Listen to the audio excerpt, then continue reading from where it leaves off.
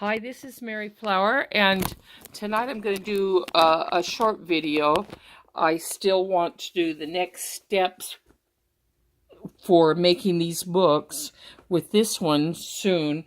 But on the other hand, this is kind of some of my videos where I've been working in this book kind of shows some of the steps in a way, what you will do with this book, and start at the beginning on step one and where I paint paper. But I want to do a quick flip through on this one because I've done some work in it and I've added more creatures of the artwork of my children and grandchildren, and it won't be finished for a long time because I still have quite a few, little funny artwork that they have given me, and I'm still yet to put it in here, but I've done quite a few. But this is the finished cover, and if you'll check some of my other videos, you'll see how I did this. Now these are the buttons, the large buttons. Let me see if I can put a light on it.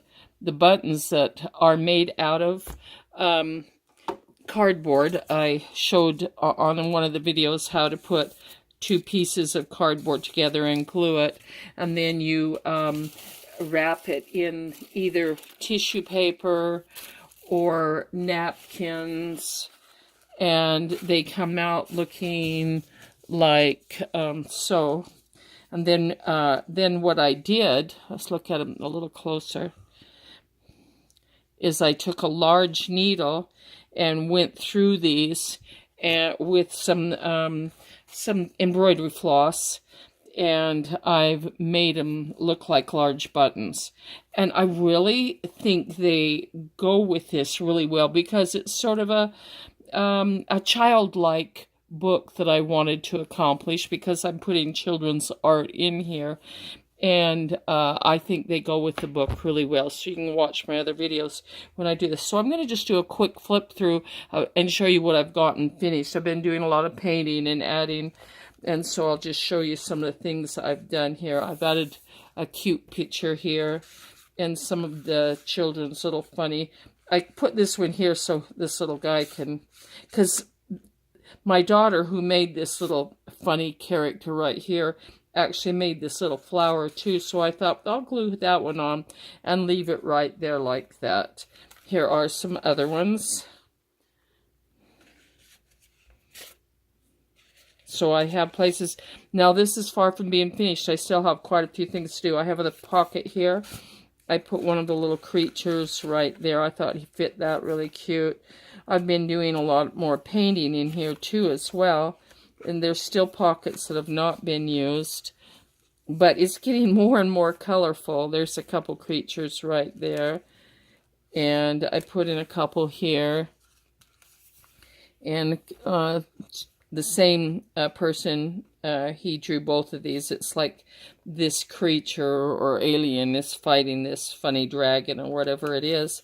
Then on my sea section where I made the octopus's tentacles here, and here I added a seahorse, a couple more mermaids, and a seahorse here and an octopus here, so you can kind of see them when you open this up. And it's sort of my SeaWorld type page here. And then I put this little creature here and I painted around him. I like to add the paint because it's making it more and more colorful. And so I'm adding more paint to different pages, and I'm not finished, like I said. So I will just show you how I did this. I like this page because of the color on both sides. But I painted this side, and when this goes over here, this black and white stripe over here kind of is seen behind it. And I'll be doing the same thing over here. Maybe I don't know if I use pink, but I like to look and see what colors I already have and put a new color to kind of, for them to complement each other. I painted around this little creature, and this was a little artwork that one of my grandchildren did, and I put this funny little head here, and it almost looks like this is his body, so I thought that was really cute. And I put a couple creatures right here. This is a little piece of artwork as well. And I added some more detail on this and more color. I added more paint on this, and I'm probably going to do writing and adding words, as you'll see as I go along here. This has a pocket this way, and I'm waiting for just the right creature to go in there.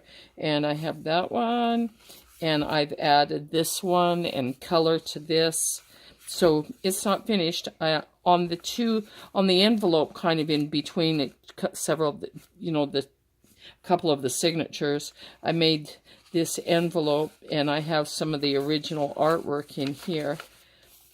And so I added another one from one of my granddaughters that I never see anymore, and I wish I could see her, but there's certain things in life that you don't have a choice in. And then I added more orange on this section and filled it in, and haven't put anything here, but I like this little, it's harder to see, but I'll hold it up, and it tells about the rain. And so I'm still adding color. I'm going to ink more edges still. This one I added, and I like to put in these words that I find. This one says Do-It-Yourself Festival, and so I added these cute little things up here, and these colors kind of all match here. And this is a double set of pockets here. On this, I used this word gem. I painted around it, added some more kind of black and white. It says hand-drawn type, and I thought that went really good with it. I really like this with the waterfall because it's so colorful that the black and white pictures look really good against all the color. And another one that my grandson made me at Mother's Day, and I really like how this page turned out, and it complements this side, and I'm not finished. Like I said, this is a work in progress. My husband's daughter made me this funny little fairy, and her little people make me laugh because they all have this sort of flat thing on their head, and it's just the cutest thing in the world because that's the way sometimes little children see things, like they always paint the sky at the top. And another one that I made here. So when I'm done with this one, which I think I'll leave it alone a little bit because I'm waiting for some of the artwork, but I like how it looks. Let me put this light on here, show you how it looks from the top, from the sides, and it'll actually be very fun to stand up when it's all completed.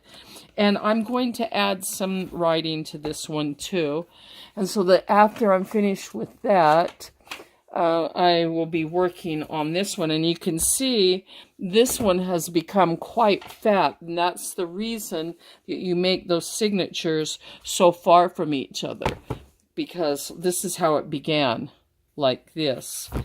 And so I'm still going to work on this. I'm going to fill this up with my own creations of cats, and I'll work on this and show you another step, because all of the steps are finished up to here, and we'll work on that. These will be going on to the side as well, because I really like these big fat buttons made out of just a couple pieces of corrugated cardboard and covered. So anyway, that's, I think, all I wanted to show you tonight. A simple, oh yes, and just one last thing. I did a lot of jelly plate printing on book pages and just on lightweight paper. This is actually one of my grandchildren just wanted to paint with watercolor, but I use these in sections in the book. Like, for instance, in this book, I added this area with just extra. I like the golden here, which I think I'm going to add more gold in this, but you will want to hang on to the lighter weight jelly plate printing. And I didn't show that in any of the steps, but when you're doing your jelly plate printing, do it on lighter pages too, because they're really useful in making your picture really extra pretty when it starts getting really fat. Now these, I won't be making them quite as fat because I probably won't be putting it onto black. All of the artwork I put on black on the other one, but I probably won't be doing that on this one, so it probably won't gain thickness as quickly. And so I just wanted to show you that, and be sure to get all of your papers ready and your jelly plate printing on thinner paper and just painted paper. And because we're going to work on this one, and I will show you my funny creations of monsters and cats. In fact, I got another book called Monsters, and I'm probably going to do the same thing with that one. And what I started doing is just drawing some of my little monster creations. I started just sketching some because these will be my own creations. See my funny little... And I just doing some quick sketches. And this is Carter, my grandson. But I did some of my own. And so I'll be putting it in the monster book. But then I started doing quick sketches of cats back here. Where is it? Let's see. It starts about here. And these are just really simple, quick, fast drawings. But then I'll put in more detail. But I just started, you know, just having simple, and I don't know if you can see this. Maybe the light's not good enough. But I'll be using these shapes and creating the little faces for the cat book. And then I'll write about my own cats. And so I've started drawing quite a few here. And some ideas of what I want to do on that. So... get yourself a book. For those that are still wanting to do this, look for some book. Oh, let me show you really quick. I'm going to pause this. I'll have one more thing to show you. Okay, I had to bring some books in. At the library, I went and found some really good books. And at the thrift store, some of these are from the thrift store, this one. But I like some of the pictures. These are just some ideas of pictures that have good covers for this project, and I like this one. And if you take off this is quite cute, and so this may be a really good one for my little monsters. I like this, and you could probably make this one has a nice look to it, and you could maybe make this one, you know, look a little more earthy, but yet with little crazy colors. And I kind of like this one, but I have some better ones here. Let's see. I thought this one was really good. It's kind of got a... I think that one's pretty. I really like this one, and this one probably is a really good one. And I like the blacks and all the colors in that. Here's a monster. I think this one's going to be really fun to work with. And even one like this, and I might do this one a little bit different, and I'll show it to you when I get it, you know, it'll be a little bit before. But I like to find the ones, I was going to take off the dust cover here.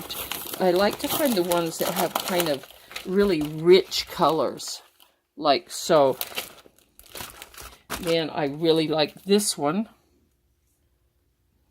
a lot. And here's a really good one. And I paid about $1 for each one of these.